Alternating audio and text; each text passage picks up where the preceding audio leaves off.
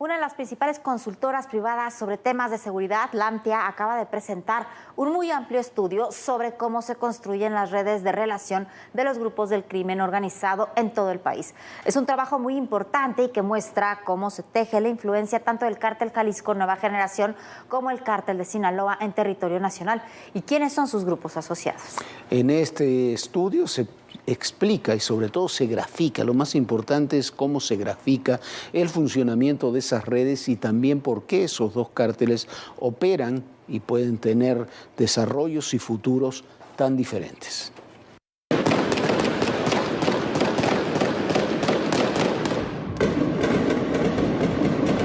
Mamá. Son cuatro, mi amor, siéntate ahí abajo, siéntate.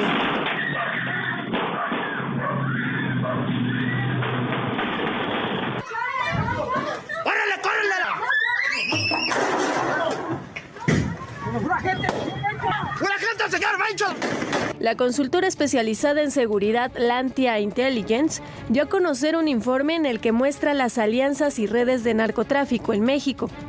El documento indica que el país se encuentra nuevamente bajo una estructura del cártel bipolar en términos de las redes criminales.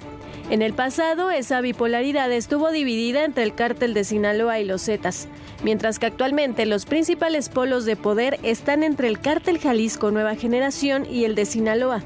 El estudio muestra la naturaleza de las alianzas y estructuras de subgrupos dentro de estas dos estructuras criminales. Lantia Intelligence muestra cómo la red general de alianzas y subgrupos del crimen organizado en México es relativamente escasa, ya que la mayoría se concentra en torno al cártel de Sinaloa y el de Jalisco. Si se analiza por separado en las redes de estos dos cárteles, se puede observar su relación con otras estructuras importantes. El polo de las alianzas en la red del cártel de Sinaloa tiene significativamente más interconectividad que el polo de las alianzas del cártel Jalisco. En un análisis por separado, la red del cártel de Sinaloa muestra el grado de centralidad y su interconectividad entre los grupos con los que se alía. Esto revela que es más probable que la alianza de este cártel tenga subalianzas, lo que puede estar equilibrando el avance del cártel Jalisco Nueva Generación en algunas regiones.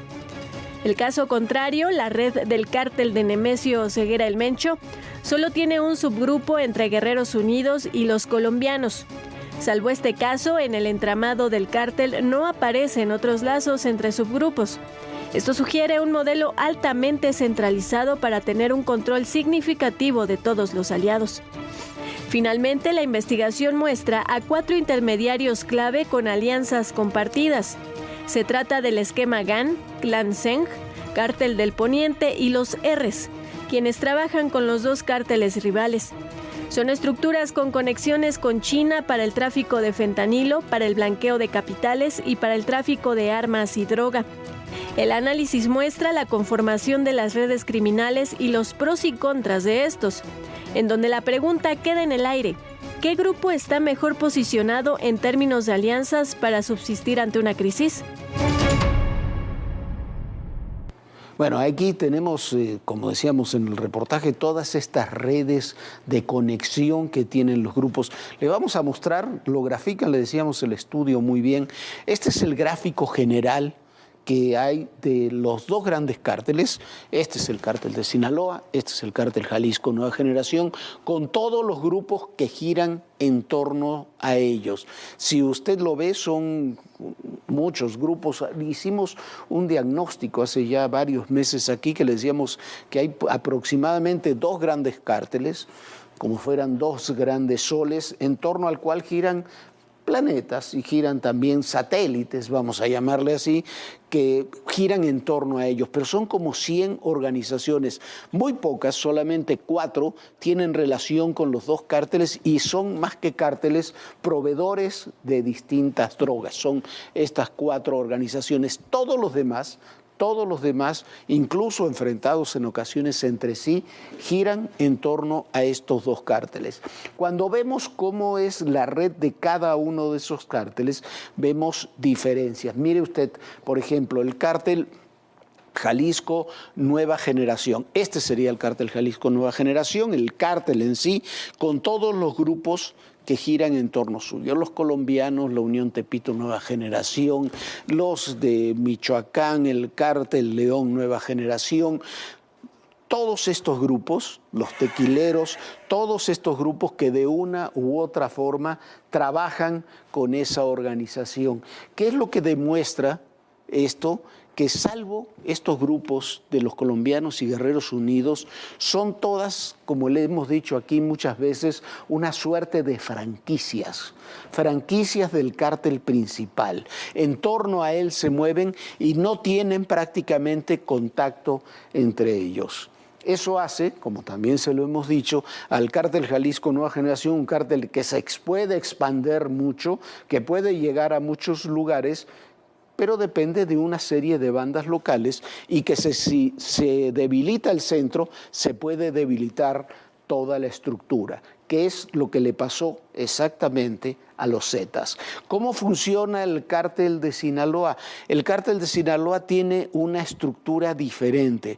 Si usted ve, hay muchos cruces entre distintas organizaciones.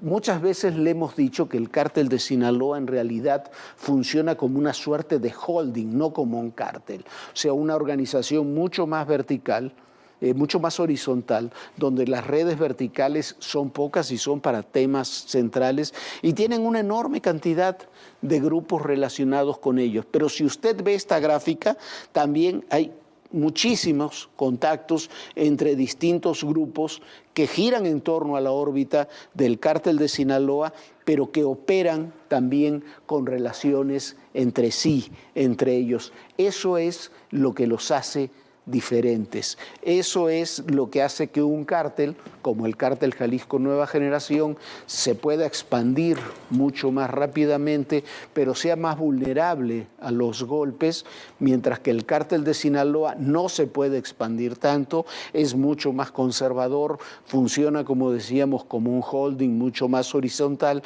pero entonces los golpes los afectan menos. Es un estudio mucho más amplio este que le comentábamos hoy, pero muy, muy interesante incluso para establecer políticas de futuro para combatir este tipo de organizaciones. Bueno, y eso se significa también en un territorio muy lejos de México, que es en Ecuador, donde el cártel Jalisco Nueva Generación y donde el cártel de Sinaloa se disputan ese país en medio de una terrible ola de violencia ejercido con sus socios locales. Un territorio clave sobre todo para el tráfico de cocaína. La violencia no cesa en Ecuador. Este viernes el gobierno anunció que extendió el estado de excepción a la provincia de Santo Domingo de los Achilas para contener las agresiones del narco, que ha perpetrado una veintena de ataques con armas y explosivos. Con Guayas y Esmeraldas, son 3 provincias las que se encuentran bajo el estado de emergencia, que autoriza al gobierno a movilizar militares y restringir derechos por 45 días.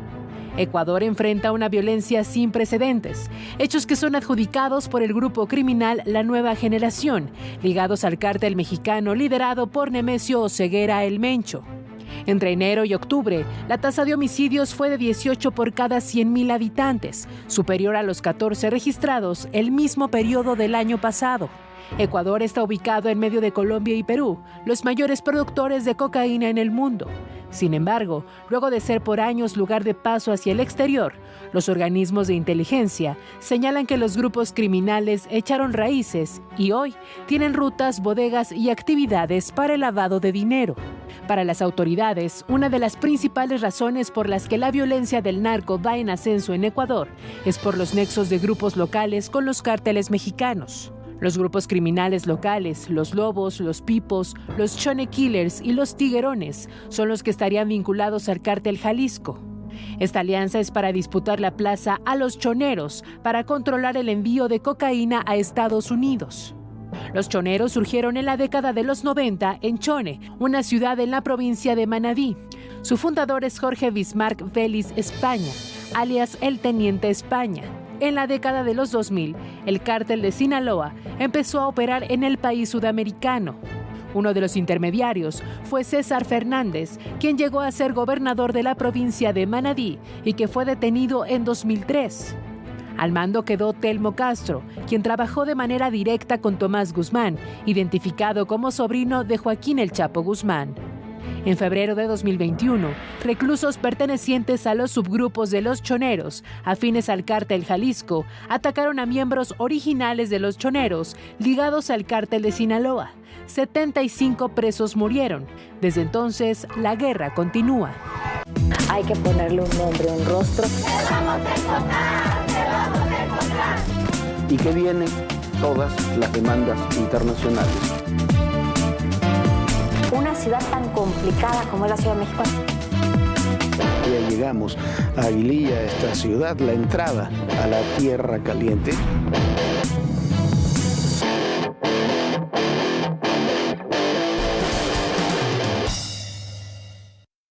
Y existe una edad adecuada para el ejercicio del poder, para exhibir un liderazgo.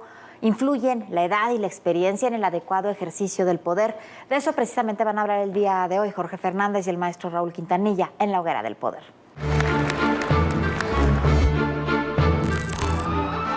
Una visión oscura de la sociedad.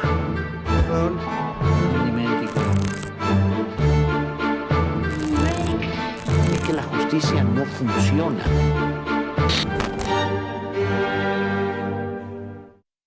Siempre se habla de cambios generacionales, se habla de la llegada de nuevas generaciones al poder y en ocasiones ocurre, pero si uno comienza a revisar quiénes están en el poder, vamos a ver que cada vez más son hombres o mujeres ya de una edad bastante avanzada. Ahí tenemos el caso de Joe Biden y tenemos también hombres, mujeres con problemas de salud. ¿Qué tanto se valora la experiencia? ¿Qué tanto se valora la juventud? ¿Qué tanto el ímpetu?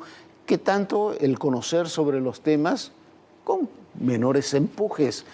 La edad y el poder, maestro Raúl Quintanilla. Maestro, ¿cómo le va? Es un tema interesantísimo porque ese último comentario, es difícil. Edad y poder y conocimiento. Es difícil de tener una evaluación real sobre lo que vale realmente la experiencia. Mire, maestro, usted lleva muchos años haciendo un brillante periodismo, ¿verdad? Muchas gracias.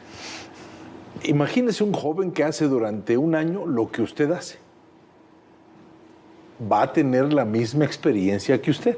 Va a saber a qué fuentes recurrir si es abusado, a quién hay que hacer, qué moverse esto.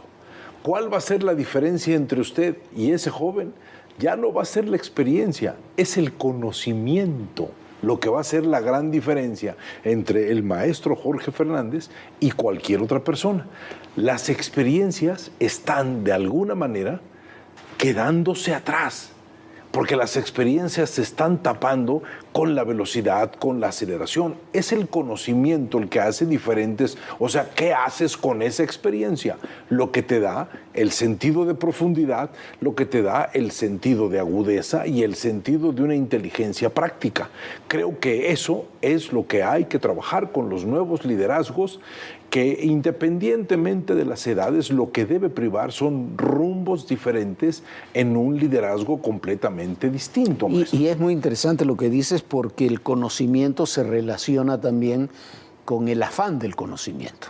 Hay políticos, hombres o mujeres, que llegan a un determinado momento de su carrera que creen que ya saben todo, que no tienen que saber nada más y que ya tienen todas las respuestas. Exacto. Y que no tienen que hacerse de otras herramientas, y entonces es como cuando tú dices, cuando la experiencia no sirve para nada. ¿Qué busca un liderazgo? Vamos a llamarle actual, porque ya llamarle moderno, pues el modernismo fue en 1930, maestro. ¿Sí? Contemporáneo. Contemporáneo. El liderazgo actual, ¿sí? El liderazgo es, primera característica, no minimiza ningún problema, ¿sí? Cosa que muchos líderes están haciendo lo contrario.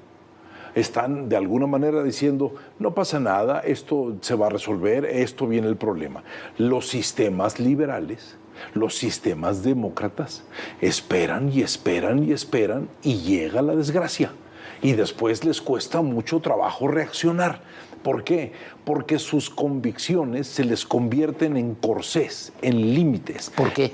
Porque tienen miedo a equivocarse, tienen miedo. Hay un gran mal en el proceso de cualquier sistema que se denomine liberal o democrático. El concepto de ser respetuoso de los procesos, popular en su manejo de las cosas y eficiente cuando lo único que uno busca es un sistema impecable. Son las convicciones de un sistema, las convicciones de un ser humano, los que te pueden llevar a empezar a mentir, tus propias convicciones. Entonces, el no minimizar las acciones es el primer fenómeno de un liderazgo actual, y creo que lo que está sucediendo con una serie de líderes es que están dejando pasar las cosas y que están haciendo que los asuntos se vengan encima, maestro.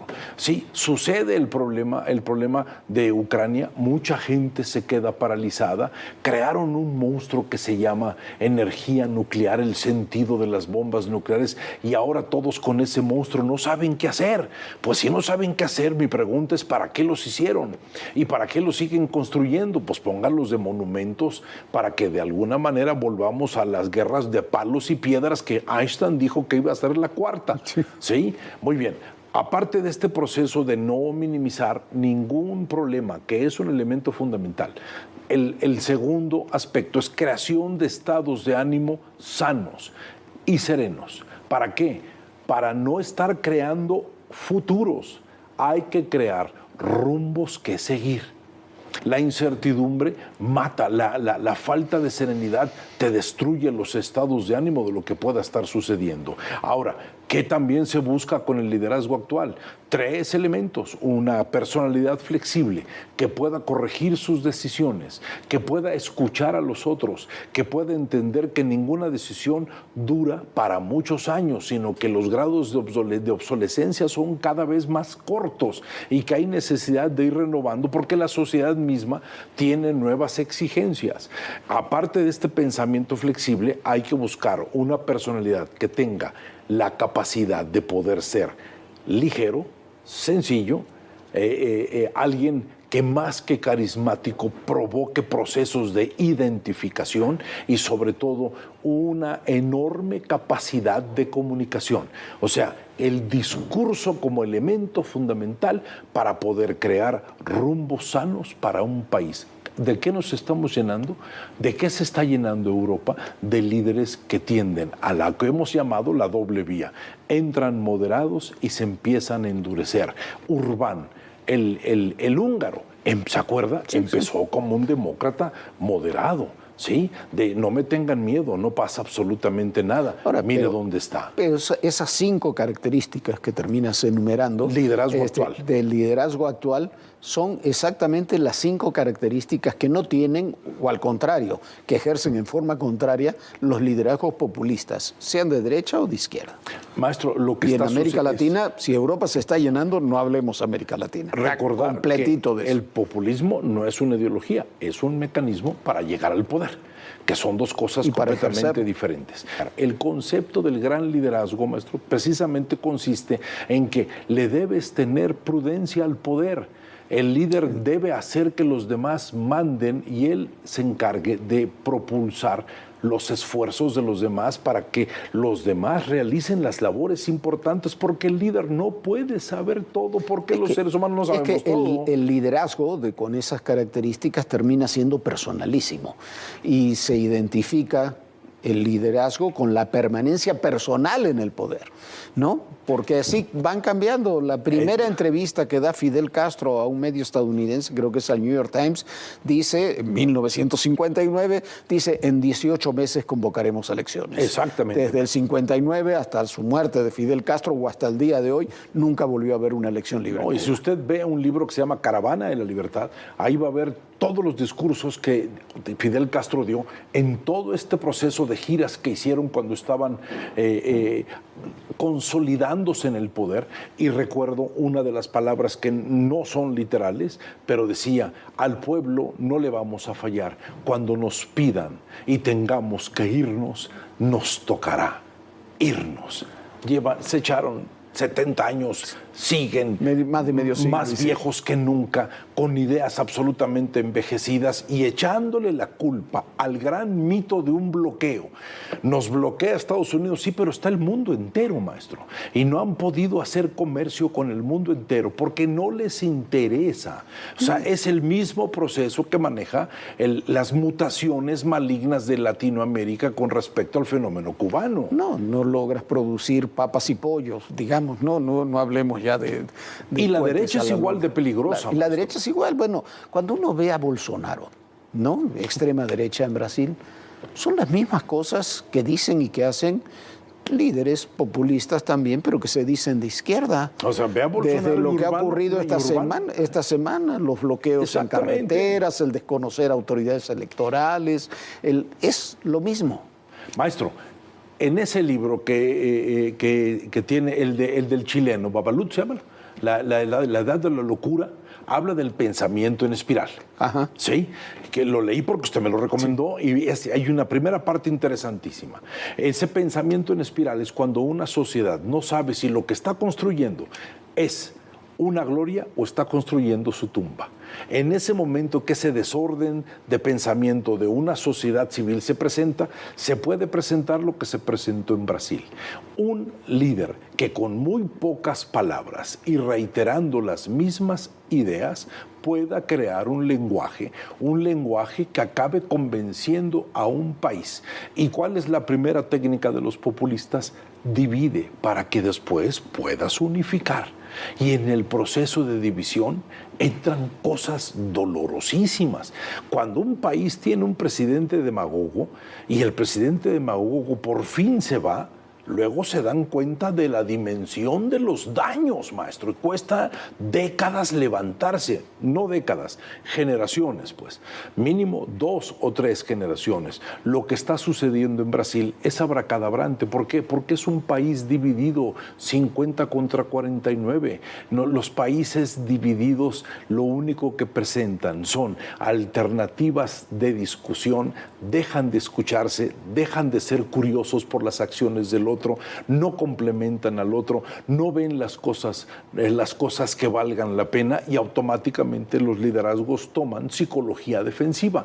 Y un liderazgo con psicología defensiva, no me preocupa el líder con psicología defensiva, sino los segundos, maestro, porque los segundos adquieren el papel que se lo imponen ellos mismos de salvadores, de redentores. ¿Y cuál es una de las peores condiciones de un líder? El sentirse salvador, porque yo le tengo más miedo a los que llegaron a salvarnos que a los que llegaron a perpetrarnos, ¿sí? O sea, eso siempre ha sido una gran regla y eso le ha pasado a las grandes culturas europeas que se negaron a ver las desilusiones, maestro, ¿sí? Y por eso es inexplicable que grandes figuras dijeran que lo que pasaba en Europa era válido y hubo figuras que decían, no podemos dejar esto, mientras la izquierda en América Latina seguía sosteniendo que eso era una verdad única y absoluta,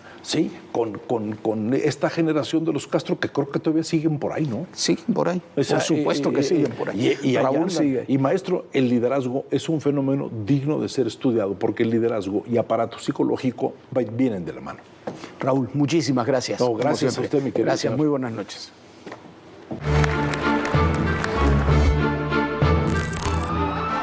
Una visión oscura de la sociedad.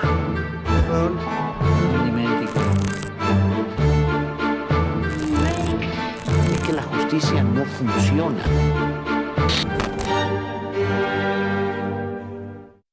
Y la próxima semana en las plataformas de ADN 40 tendremos para usted un documental sobre las relaciones de seguridad entre México y Estados Unidos. Una historia secreta. Este es un adelanto. La seguridad entre México y Estados Unidos está indisolublemente ligada por sus 3.200 kilómetros de frontera, desde la Primera Guerra Mundial hasta la crisis de los migrantes y los opiáceos.